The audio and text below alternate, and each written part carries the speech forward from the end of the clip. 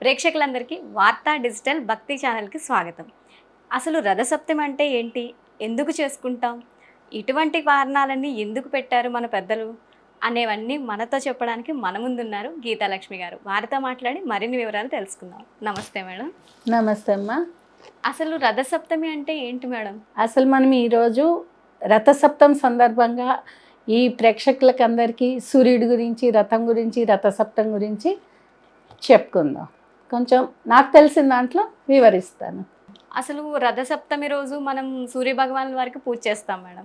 అలాగే ఈరోజు మనకి ఒక సాంప్రదాయం ఉంటుంది మేడం. రేగు ఆకు ఒకటి, రేగు పండు ఒకటి తల మీద పెట్టుకొని స్నానం చేయడం అని చెప్పి, అలాగే ప్రసాదాలు వండడం అని చెప్పేసి ఇవన్నీ ఉంటాయి మేడం. ఏంటి మేడం వీటి వెనకాతల ఉన్న ఏంటి అసలు కారణాలు ఏంటి? అసలు మొదటగా మనం రథసప్తమి అంటే ఏంటో తెలుసుకుందాం. రథసప్తమి ఎందుకు చేస్తామో తెలుసుకుందాం. రథసప్తమి అంటే సూర్యుడిది పుట్టినరోజు. ఆ రోజు అంటే సూర్య జయంతి కూడా వేదాల్లో, పురాణాల్లో రాసిపెట్టి ఉందన్నమాట. దాన్ని మనం ఒక ఫెస్టివల్ లాగా, ఒక పర్వదినంగా జరుపుకుంటున్నాం. ఈ రథసప్తమి అనేది మాఘమాసంలో శుక్లపక్ష సప్తమి రోజు వస్తుందన్నమాట. సప్తమి అంటే 7వ తిథి. పాడ్యమి, విద్య, తదియ, చవితి, పంచమి, షష్ఠి, సప్తమి. ఈరోజు సూర్యుడి యొక్క రథము దక్షిణాయనం నుంచి ఉత్తరాయణంకి వస్తుందన్నమాట.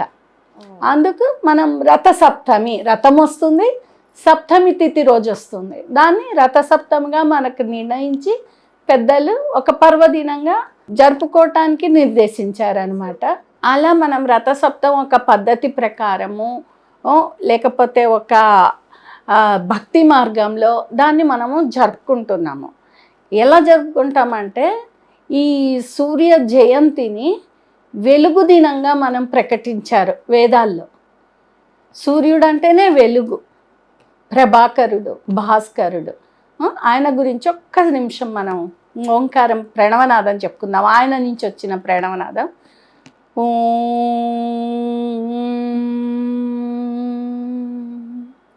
ఓం సూర్యాయ నమః, ఓం భాస్కరాయ నమః, ఓం మిత్రాయ నమః. ఈ విధంగా ఆయనను ఎన్నో నామాలతో మనం కొలుచుకుంటాము. ఈ రథసప్తమి రోజు ఈ సంవత్సరం అయితే మనకు ఫిబ్రవరి 4 ఈరోజు వచ్చిందనమాట రథసప్తమి. మామూలుగా మాఘ శుక్లపక్షంలో వస్తుంది. సప్తమి రోజు జరుపుకుంటాం దీన్ని. ఈ రథసప్తమి జరుపుకునే ముందు మనం పర్వదినం ఎందుకు చేసుకుంటున్నాం, ఎలా చేసుకుంటున్నాం, ఈ రథం ఎందుకు వస్తుంది, ఈ రథం అంటే ఎలా ఉంటుంది, దాని గురించి మనం కొంచెం తెలుసుకుందామా? తెలుసుకుందాం మేడం. అసలు సూర్యుడి రథము అంటేనే 7 గుర్రాలు ఉంటాయి. దానికి 7 వర్ణాలు ఉంటాయి సూర్యుడిలో. ఈ 7 అనేది ప్రాశస్త్యమైన సంఖ్య. సప్తమి రోజు వస్తుంది. 7 గుర్రాలు ఉంటాయి సూర్యుడి రథానికి. సూర్యుడిలో 7 వర్ణాలు ఉంటాయి, 7 గ్రహాలు ఉంటాయి. సూర్యుడి చుట్టూ 7 ఇవి ఉంటాయి అన్నమాట, గణాలు అంటే దేవతలు, అప్సరసలు, అలా 7 గణాలు ఉంటాయి. అందుకనే ఇది సప్తమి ప్రాశస్త్యం అయిపోయింది అనమాట. ఈ రథం గురించి మనం కొంచెం తెలుసుకుందామా? తెలుసుకుందాం మేడం. సూర్యుడి రథంకి ఒకటే చక్రం ఉంటుంది. ఏకచక్రధారుడు అంటారు. అందుకనే సూర్యుడిని ఒక్క చక్రం మీద ఆయన కాలగమనం చేస్తాడు. ఆయనకు రథసారథి ఆనూరుడు. ఆయనకి ఎన్నో పేర్లు ఉన్నాయి. అరుణుడు, మనం అందుకనే అరుణోదయం అని చెప్తాం. అరుణుడు అంటారు. ఆయనకి ఈ మొండెం వరకే ఉంటుంది శరీరం. కాళ్ళు, పాదాలు, తొడలు ఏమీ ఉండవు, మొండెం వరకు ఉంటుందన్నమాట. అందుకని ఉరువులు అంటారు దాన్ని. అవి ఉండవు కాబట్టి ఆనూరుడు, అరుణుడు అని చెప్తారు. ఎర్రటి వర్ణంతో ఆయన బండి నడిపితే కానీ మనకు సూర్య దర్శనం కాదు ఉదయం. అందుకని అరుణోదయం. మరి సూర్యోదయం అని కూడా అంటాం కదా మేడం. అరుణుడు వస్తేనే, అరుణుడు వచ్చిన తర్వాత సూర్యోదయం వస్తుంది. ఓకే, ముందు అరుణుడు. అందుకే అరుణోదయ వేళ అంటారు, ఎర్లీ మార్నింగ్. తర్వాత సూర్యోదయ వేళ. అరుణుడు వచ్చిన తర్వాత అరుణుడి వెనక సూర్యుడు ఉంటాడు. అంటే మన గ్రహాలకు, భూగ్రహానికి సూర్యుడికి మధ్య అరుణుడు ఒక తెరలాగుంటాడు అనమాట. ఆయన దర్శనం అయిన తర్వాతనే మనకు సూర్య దర్శనం అవుతుంది. అరుణోదయము అంటారు. అందుకని ఈ అరుణుడి పుట్టిక ఎలా అంటే వినుత కశ్యపులకి పుట్టినాడు ఈయన. ఎలా అంటే కశ్యప మహారాజుకి 2 భార్యలు, కద్రువ, వినుత. అయితే ఈ వినుతకు పుట్టిన బాబు పేరు అరుణుడు. ఈయనకు కాళ్ళు లేకుండా తొడలు లేకుండా ఎందుకు పుట్టాడంటే ఆమె ప్రసవించినప్పుడు గుడ్ల రూపంలో ప్రసవిస్తుంది.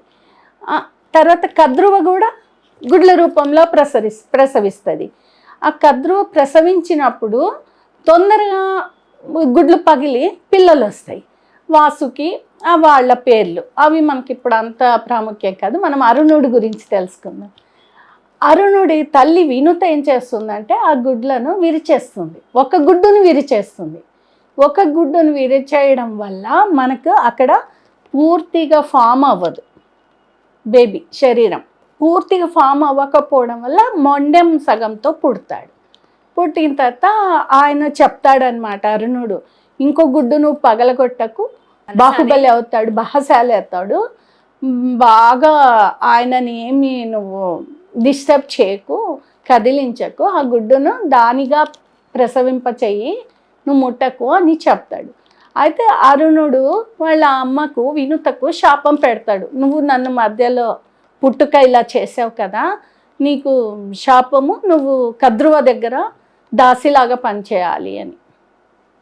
ఇదంతా దేవతలకు అన్నీ తెలిసే కదా. అప్పుడు సూర్యభగవానుడు వచ్చి అరుణుడిని నా రథసారథిగా రమ్మని చెప్తాడు. అలా ఆయన రథసారథిగా ఆయన నిర్ణయించుకుంటాడు. అంత గొప్ప పదవి ఇచ్చినందుకు సూర్యుడికి ఈయన ఎప్పుడు కృతజ్ఞతగా ఉంటాడు. ఆ రథము ఆగకుండా తిరుగుతూనే ఉంటుందన్నమాట. ఆ రథానికి 7 గుర్రాలు ఉంటాయి. కానీ ఈయనకు అరుణుడికి మాత్రము మొండెం మాత్రమే ఇక్కడి వరకే ఉంటుంది, నాభి వరకు. ఇంకా శరీరం కిందిదంతా ఉండదు. కానీ ఆయన చాలా ఏం చెప్తారు, బలిష్ఠుడు. ఆయన బలమంతా చేతుల్లో ఉంటుంది. మనకు ఒక అంగం లేకపోతే ఇంకొక అంగంలో మంచి ఇంద్రియ నిగ్రహము, ఇంద్రియం వస్తుంది. ఆ ఇంద్రియం బాగా పనిచేస్తుంది. ఇప్పుడు చెవుటు ఉన్నప్పుడు కన్ను బాగా పనిచేస్తుంది, కన్ను పనిచేయనప్పుడు చెవి శబ్దం ద్వారా బాగా పనిచేస్తుంది. అలాగే ఈయనకి కాళ్ళు లేకపోవడం వల్ల చేతులతో బాగా బలిష్టంగా ఆయన చక్రాన్ని ఒంటి చక్రం ఉన్న నడుపుతూ ఉంటాడు. అది సూర్యుడే సెలెక్ట్ చేసుకున్నాడు. అలాగే అరుణోదయం సూర్యోదయం అంటే దానికి కారణం ఇదన. ఫస్ట్ అరుణోదయం, ఎందుకంటే ఆయన సూర్యుడు సెలెక్ట్ చేసుకొని తెచ్చుకున్నాడు కదా, అందుకని ఆయనకు వరం ఇస్తాడు, నీ దర్శనం అయిన తర్వాత నా దర్శనం. అరుణోదయ వేళ అంటారు. ఫస్ట్ అరుణోదయం, అరుణుడు బయటకు వచ్చిన తర్వాత బండి బయటకు వస్తుంది కదా, అది సూర్యోదయం. ఈ రథసప్తమి రోజు దక్షిణాయనం నుంచి ఉత్తరాయణంలోకి ఆ రథం ప్రవేశిస్తుంది. అందుకని మనం రథసప్తమి అని దాన్ని చెప్పుకున్నాం. చాలా మంది ఉత్తరాయణంలోనే చాలా మంచి కార్యాలన్నీ చేస్తూ ఉంటారు మేడం. దానికి కారణం ఏంటి అంటే సూర్యుడు ప్రభావితం అప్పుడు బాగా ఉంటుంది. వింటర్లో మనకు ఒకరోజు ఎండ ఉంటుంది, ఒకరోజు ఎండ ఉండదు, ఒకరోజు బాగుంటుంది, ఒకరోజు చల్లగా ఉంటుంది. ఎప్పుడైనా ఆయన ప్రభావం ఒకటిగానే ఉంటుంది. కానీ ఋతు మార్పిడి వల్ల అలా, కాలగమనం వల్ల అలా వస్తుంది అన్నమాట. ఇప్పుడు మన కాలగమనం ఎలా నిర్ణయించబడిందంటే ఈ రథం తిరిగే దాన్ని బట్టి మనకి కాల నిర్ణయం జరిగిందనమాట. కాలగమనమే సూర్యగమనం, సూర్యగమనమే కాలగమనం. ఈ కాలగమనము మనకి ఎలా ఉందంటే భారతదేశంలో మొత్తం ఎక్కడ ప్రపంచంలో ఎక్కడా లేని భారతదేశంలో ఉన్నంత సూర్య ప్రభావం ఎక్కడా ఉండదన్నమాట. ఇక్కడ సరైన పద్ధతిలో 6 ఋతువులు వస్తాయి, 3 కాలాలు వస్తాయి, 2 ఆయనాలు వస్తాయి. మనకు పాశ్చాత్య దేశాల్లో 6 నెలలు చలి, 6 నెలలు వేడి అలా ఉంటుంది. కానీ మన భారతదేశంలో మాత్రం 3 కాలాలు కరెక్ట్గా ఉంటాయి. ఎండాకాలము, చలికాలము, వానకాలము. 6 ఋతువులు కూడా 2 నెలలు పర్ఫెక్ట్గా జరుగుతాయి. సరైన కాలగమనము మన భారతదేశంలో ఉంది. అందుకనే భారతదేశాన్ని కాస్మిక దేశము అని చెప్తారనమాట. భా అంటేనే భానుడు, వెలుగు, ఒక వెలుగు ప్రసరిస్తుంది అనమాట. ఈ భానుడి వెలుగు వలన భారతదేశము ఆధ్యాత్మికతకు పునాది, మూలం. భారతదేశం హిందూ సనాతన ధర్మానికి మూలం. అందుకే ఈ భారతదేశం అన్నది అంత గొప్ప ప్రాశస్త్యం చెంది అన్ని కాలాలు సరైన గమనంలో తిరుగుతూ సూర్యుడు మనకు అందిస్తాడు అనమాట. ఇది కాలగమనం. ఈ సూర్యుడు తిరిగేప్పుడు ఆ బండికున్న చక్రాన్నే కాలచక్రం అంటారు. ఆ కాలచక్రము ఎలా తిరుగుతుందంటే ఈ సరైన క్రమంలో తిరుగుతుంది. అంటే ఈ రోజుని మనం సూర్య భగవాను పుట్టిన దినంగా కూడా మనం చెప్పుకుంటాం, జయంతిగా కూడా. మరి ఈ రోజు చేసే ఆ ప్రసాదం తాలూకా విశిష్టత ఏంటి మేడం? ఈ రథసప్తమి రోజు అసలు మనం పండగ జరుపుకుంటున్నామంటే సూర్యుడిలో ఇంత ప్రాశస్త్యం ఉంది కదా. ఇంకా ఇంకా చాలా ఉంది. మనం పండగ ప్రాశస్త్యం చెప్పుకున్న తర్వాత సూర్యుడి ప్రాశస్త్యం చెప్పుకుందాం. ఏమవుతుందంటే రథసప్తమి రోజు తెల్లవారిన అరుణోదయ వేళలో తలస్నానం చేయాలి. అప్పుడు జిల్లెడాకు, రేగిపండు పెట్టుకోవాలి. మన శరీరంలో 8 భాగాలలో పెట్టుకొని స్నానం చేయాలి. 8 భాగాలు ఎందుకంటే అష్టవసువులు అనే దేవుళ్ళు సూర్యగ్రహంలో ఉంటారు. ఆ సూర్యుడిని మనము ఈ రథం ద్వారా ఆహ్వానించుకున్నప్పుడు ఈ అష్టవసువుల దేవుళ్ళను కూడా మనం ఆహ్వానించుకుంటాం అన్నమాట. వాళ్ళకి ఇష్టమైనవి ఈ రేగుపండు, జిల్లేడాకు. అందువల్ల మనము వాటితోని ఆ రోజు స్నానం చేస్తాము. తర్వాత పూజ కూడా మనము అర్ఘ్యం అంటే జిల్లెడాకు పెడతాము, చిక్కుడుకాయలు పెడతాము.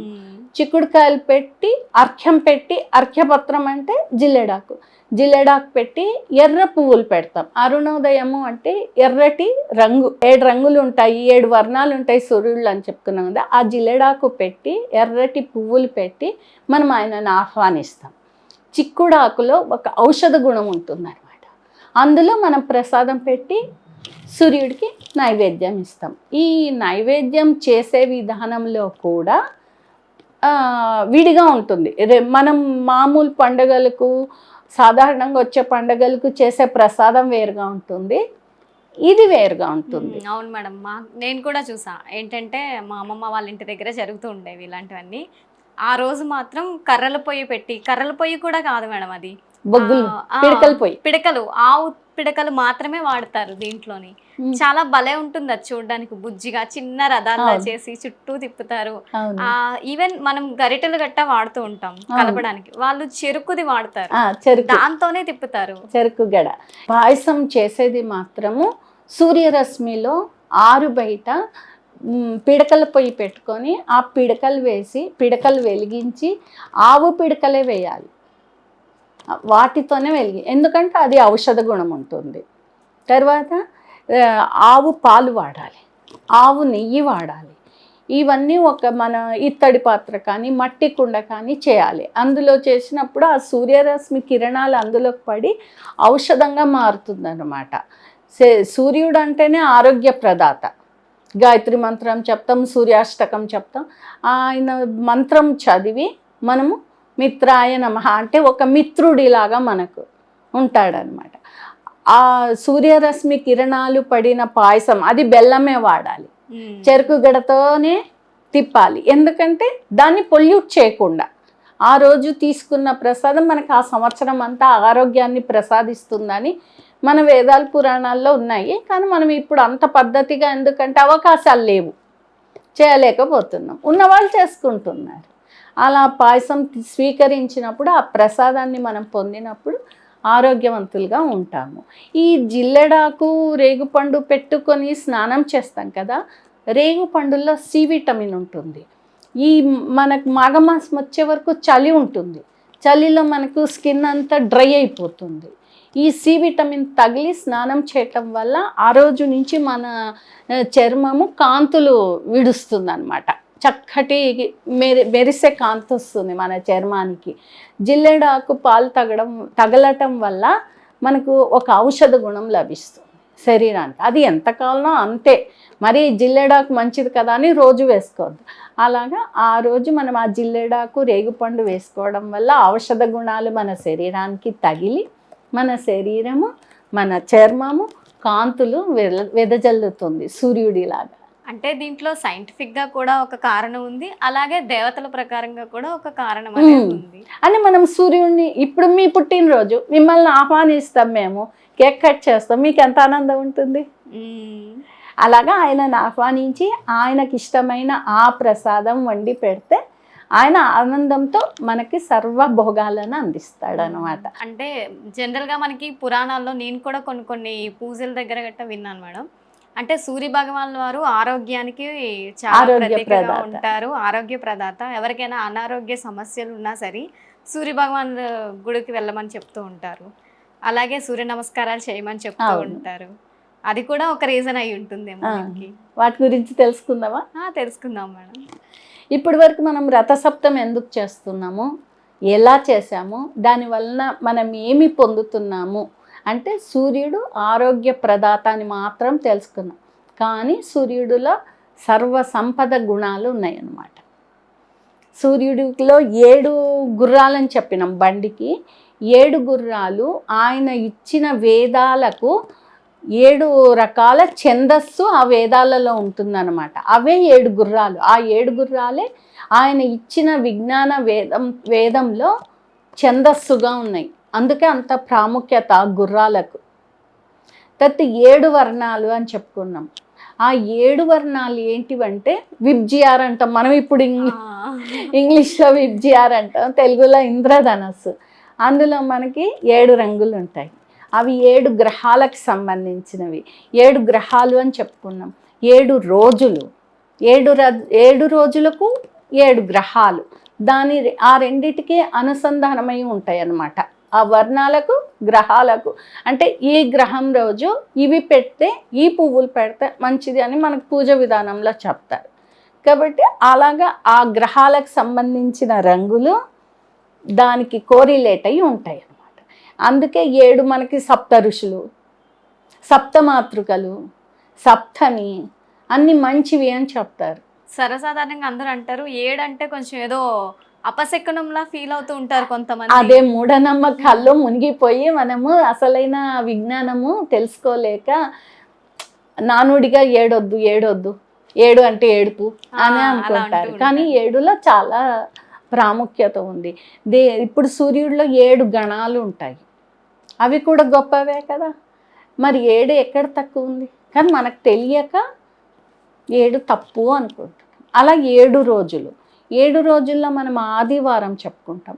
ఆదివారం అంటే ఆదిత్యవారం. ఆదిత్యవారంతో మనకి 7 రోజులు మొదలవుతాయి. మనకు వచ్చిన ఇంగ్లీష్ వాళ్ళు కూడా దాన్ని చూడు సండే అని పెట్టారు. సండే మనం ఏం చేస్తాము, లేజినెస్ అయిపోతున్నాం. అదే పూర్వకాలము సండే అంటే ఆదిత్యుడి డే అని, ఆదిత్యుడి రోజని, ఆ రోజు చాలా ప్రాముఖ్య దినంగా భావించేవాళ్ళు పూర్వులు. మనకి ఈ ఇంగ్లీష్ కల్చర్ వచ్చిన తర్వాత సండే అంటే లేజీ డే, హాలిడే, ఏదైనా తినొచ్చు, ఎక్కడికైనా వెళ్ళొచ్చు. కానీ మన పూర్వపు రోజుల్లో మాత్రం ఆదివారాన్ని ఒక గొప్ప ప్రాశస్త్యమైన దినంగా గడుపుకునేవాళ్ళు. తర్వాత సోమవారం, మంగళవారం, బుధవారం, గురువారం, శుక్రవారం, శనివారం, ఇలా 7 వారాలకు 7 గ్రహాలు, 7 వర్ణాలు. ఈ 7 అన్నది 7 గుర్రాలు అన్నీ సప్తమిలోనే వచ్చాయి కదా. సప్తస్వరాలు కదా. సప్తశతి అని కూడా పేరు అన్నమాట సూర్యుడికి. సప్త అంటే నడిచేది అని కూడా అర్థం వస్తుంది. శతి అంటే గుర్రం, 7 గుర్రాలతో నడిచే రథము అని. మనం సూర్యుడిని ఎన్నో నామాలతో కొలుస్తాం. భాస్కరాయ నమః, దినకరాయ నమః, ప్రభాకరాయ నమః, మిత్రాయ నమః, అర్ఘ్యాయ నమః, హిరణ్య గర్భాయ నమః. ఇలా ఎన్నో నామాలు ఉన్నాయి ఆయనకి. ఒక్కొక్క నామంకి ఒక్కొక్క అర్థం ఉంది వేదంలో. ఒక్కొక్క కార్యం నిర్వహించబడింది. ఆ కార్యాన్ని బట్టి మనకు ఈ నామాలు ఇచ్చారనమాట. సూర్యుడిలో లేని జ్ఞానము బయట ఎక్కడా లేదు. సూర్యుడి ద్వారానే మనకు వేద విజ్ఞానం లభించింది. అందుకే ఆయనని వేదమూర్తి అని కూడా అంటారనమాట. ఈ వేద జ్ఞానం అంతా మనకి ఎలా వచ్చింది అంటే సూర్యుడు మనువుకు ప్రసాదిస్తాడు, బోధిస్తాడు. అందువల్ల మనకి మనువు ద్వారా మానవ జాతికి అందిందనమాట. మనం వైవస్వంత మనువులో ఉన్నాం ఇప్పుడు. ఈ మానవ జాతికి సూర్యజ్ఞానం, వేద జ్ఞానం అందిందంటే ఆ మనువు అనే మహర్షికి మనము ధన్యవాదాలు తెలుపుకోవాలి. అలా మనం ఈ సూర్యజ్ఞానాన్ని ఇలా పంచుకోగలుగుతున్నాం. భాస్కరుడు అంటే ఇంతకుముందు మనం తెలుసుకున్నాం కదా, భానుడు. ఓం భానువాయ నమః అని చెప్తాం. అంటే ఆ వెలుగు జ్ఞానం, ఆ వేద విజ్ఞానమే మన జ్ఞానం. ఆ వేదమూర్తి వల్లనే మనం ఈరోజు ఇంత జ్ఞానంగా, ఆరోగ్యంగా, సాంప్రదాయంగా, పద్ధతిగా ఆయన ఆరాధించినప్పుడు మనము సర్వ సంపదలు పొందుతాం. ఆదిత్యుడిని ఆరాధించినప్పుడు అన్నీ పొందుతామన్న నానుడే ఉంది. మనం సైంటిఫిక్గా చూసుకున్నా సరే సూర్య నమస్కారాల వల్ల కూడా మనకి ఎంతో ఉపయోగం. ఎందుకంటే డి విటమిన్ అనేది మనకి సూర్య భగవాన్ నుంచే వస్తుంది. అలాగే మనం చాలా వరకు కూడా మెడిసిన్స్ కూడా కొన్ని మెడిసిన్స్ ఉంటాయి, అంటే అన్నీ కాదు కానీ కొన్ని మెడిసిన్స్ కూడా లేత సూర్యకిరణాలు తగిలే ప్లేస్ లో పెట్టి దాన్ని మెడిసిన్ గా వాడతారు. తెలుసుకుందాం. ఈవెన్ ఆయుర్వేదంలో కూడా కొన్ని మెడిసిన్స్ ఉంటాయి మేడం. వాళ్ళు ఏంటంటే పౌర్ణమి వెన్నెల్లోని అలాగే చాలా అరుణోదయ వేళలో పెట్టి సున్నితమైన సూర్యకాంతి కిరణాల్లో వాటిని పెట్టి తింటూ ఉంటే అది కూడా ఒక వైద్యంగా పనిచేస్తుంది. అది ఇప్పుడు మనం ఫస్ట్లో పాయసం అనుకున్నాం కదా, అలాగే ఈ 7 వర్ణాలు ఉన్నాయి కదా, ఇవి కూడా ఈ వైద్య విధానంలో చాలా ఉపయోగం అన్నమాట. ఈ రంగుల ద్రావకాలన్నీ గాజు పాత్రలో పెట్టి సూర్యుడి దగ్గర పెట్టి వాటితో వైద్యం చేసినా కూడా, ఎందుకంటే ఆ ద్రావకంలోకి అంతా మన సూర్యకిరణాల వెలుగును ప్రసరింపచేస్తారు. ఆ ద్రావకాలతో వైద్యం చేసినప్పుడు మనకి ఎన్నో రకాల జబ్బులు నయమైపోతాయి. ఆరోగ్య ప్రదాత అంటే ఇది. మీరు చెప్పినట్టు డి విటమిన్ అందులో ఉంటుంది. మనం ఎండలోకి వెళ్ళకపోతే డి విటమిన్ తక్కువై ఇప్పుడు డాక్టర్లు డి విటమిన్ ఇస్తున్నారు. అలాగే సూర్యుడి నుంచి వచ్చే వెలుగును చిన్న బిడ్డలకు, పసిబిడ్డలకు అంటే పుట్టిన 2వ రోజు నుంచి సూర్యరశ్మిలో తీసుకెళ్ళమంటారు. సూర్యరశ్మితో తీసుకెళ్ళినప్పుడు ఆ బేబీలో ఉన్న ఏవైనా మలినాలు కానీ రోగాలు కానీ ఉంటే క్లియర్ అవుతాయి, నయమైపోతాయి అని సూర్యరశ్మికి తీసుకెళ్ళమంటారు. అలాగ మనకు చరకుడు అని చరకు సంహిత అని రాశారు. ఆయన కూడా ఈ సూర్యోపాసన చేసి ఆ గ్రంథాన్ని, వైద్య విధానాన్ని రచించారు. ఆయనకి కళ్ళు ఉండవు, సూర్యోపాసన వల్ల కళ్ళు వస్తాయి. కళ్ళు వచ్చిన తర్వాత ఆ వైద్యాన్ని సూర్యోపాసనలో ఆయన పొందుతారు. పొంది మనకు చరకు సంహిత అని ఒక వైద్య విధానం, మీరు అన్నారు కదా ఆయుర్వేదం, ప్రకృతి వైద్యం, అవన్నీ అందులో నిక్షిప్తమై ఉన్నాయన్నమాట. చాలా చక్కగా ఎక్స్ప్లెయిన్ చేశారు మేడం. చాలా మందికి ఎందుకు అనే ప్రశ్న పోయి ఉంటుందని అనుకుంటున్నాను. Thank you so much madam. Thank you.